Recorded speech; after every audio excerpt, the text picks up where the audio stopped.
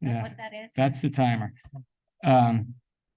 Morris Rippy Patton, you're up. You're up next.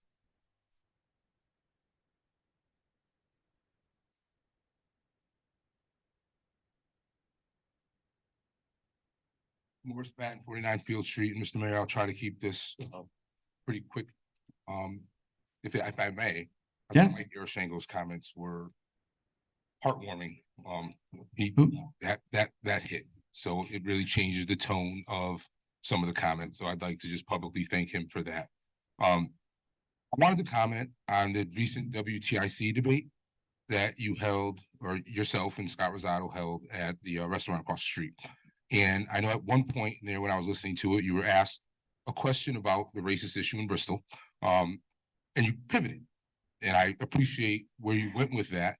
However, what you did was bring up the Ken Cockayne administration, right? You took the former administration to task for not creating an ordinance around people who commit atrocities in City Hall. And salute to all of you for doing such. But let's also keep in mind, and I can't believe that you didn't bring this up, in 2017, when we knew that that mayor was committing sexual atrocities and harassment in City Hall, you were the Republican Town Committee chair who endorsed him for mayor, right? You signed that paper. I'll answer your question. I also denounced him. Okay, that was you. You made him the candidate that year. No, I did not actually. I was not the RTC chair when that happened. I was nominated as the RTC chair right after he was nominated, but I was part of the RTC. Then I stand corrected. Appreciate that. Yep. But now, obviously, Bristol, and I know you don't want this to be personal, and it should not be. But again, like I said 2 months ago, racism is never a personal, it's never a political thing. It's a human thing. So right now, you have someone that's putting themselves out there as an anti-Semite, serving on a board of ed in a month with no competition. That's because of you. You did that. When you're asked about her, you defend her, you pivot. You don't defend the children of Jewish faith. You don't defend children of color. You don't say anything about LGBTQ plus kids, the children that she's going to make life harder for. You defend her. Well, I personally have fundamental disagreements with Councilwoman Tebow and Councilman Howe, and I've probably never complimented you guys in public before. I'd like to do that tonight because I do appreciate your denunciation of her.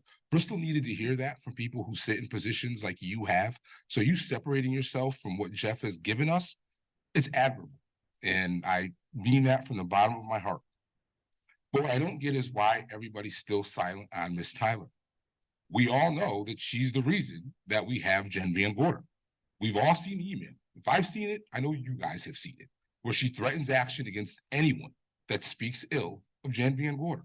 We all have that. So what are we doing there? We know who created the problem that we're dealing with right now.